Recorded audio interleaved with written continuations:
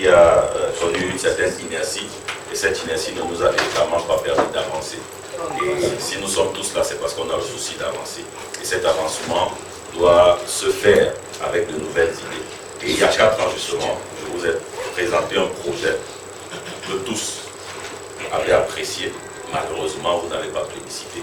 Et chemin faisant, beaucoup m'ont interpellé pour me dire qu'il était peut-être temps qu'on revienne à ce projet et qu'on voit dans quelles conditions on peut véritablement l'implémenter pour relancer notre mouvement. Mais le plus important, ce n'est pas forcément avoir tel poste ou tel poste. Celle qui a accepté de m'accompagner comme secrétaire général, on a longuement discuté et je lui ai dit le plus important, ce n'est pas d'être président, secrétaire général, mais au-delà de notre métier de journaliste, on a des aptitudes qu'on a certainement eues dans nos cursus académiques. Et à partir de cela, à partir de notre vécu sur le terrain, à partir de notre manière de nous comporter chaque jour, on peut savoir qui peut nous apporter quoi, que ce soit en termes d'énergie, de disponibilité, de relations. On peut tous se mettre au bureau. C'est véritablement, certes, ça ce ne sont que des postes électifs, mais pour ceux qui ont reçu de manière individuelle le programme, ils ont bien vu que c'est un savant dosage intergénérationnel, mais aussi de toutes les composantes, parce qu'on ne parle pas seulement de journalisme, on parle également des métiers connexes. Et tout cela doit être intégré dans cette nouvelle dynamique, parce que chacun ayant sa pierre à apporter à l'édifice. Tous ici, vous me connaissez. J'ai au moins eu la chance d'avoir une relation particulière avec chacun de vous, au-delà du cadre professionnel.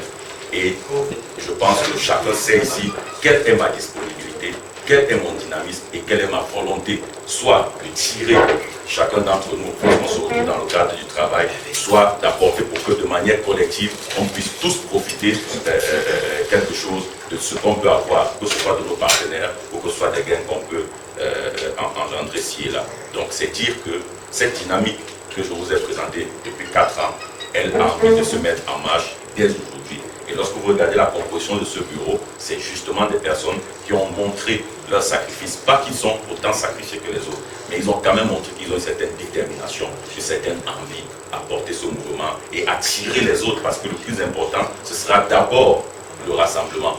Et justement, dans mon projet, j'ai pensé à 3 axes. Le premier axe, c'est le plan administratif.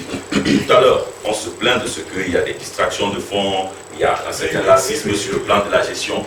Peut-être aussi c'est parce que, certes, étant journaliste, on n'a pas le monopole du savoir. Nous aspirons à des postes de responsabilité, mais il faudrait aussi qu'on apprenne comment gérer ces postes de responsabilité. C'est pourquoi l'une de mes premières actions, si jamais vous acceptez de m'accorder vos suffrages, ce sera de rapidement mettre en place une session de formation pour tous ceux-là qui auront aspiré à ces différents postes. Pour notre association. Au-delà de cela, il y a le volet social. On a notre SG qui a sacrifié de son temps, pourtant endeuillé.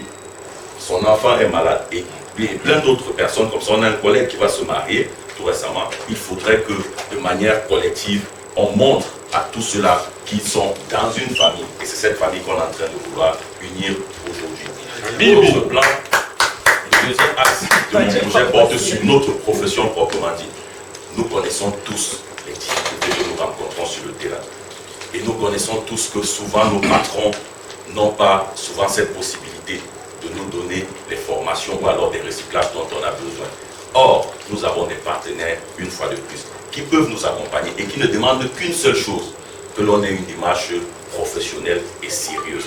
Et à partir de cela, chacun de nous peut toucher une de ces relations pour qu'on s'organise entre nous des sessions de recyclage qui permettront à ceux qui sont déjà sur le terrain d'avoir plus de connaissances et aux jeunes qui entrent de pouvoir être mieux encadrés. Et justement, dans le cadre professionnel, on s'est rendu compte aujourd'hui qu'il y a un conflit intergénérationnel. On se pose la question de savoir pourquoi. Est-ce que ce sont les jeunes qui sont le problème?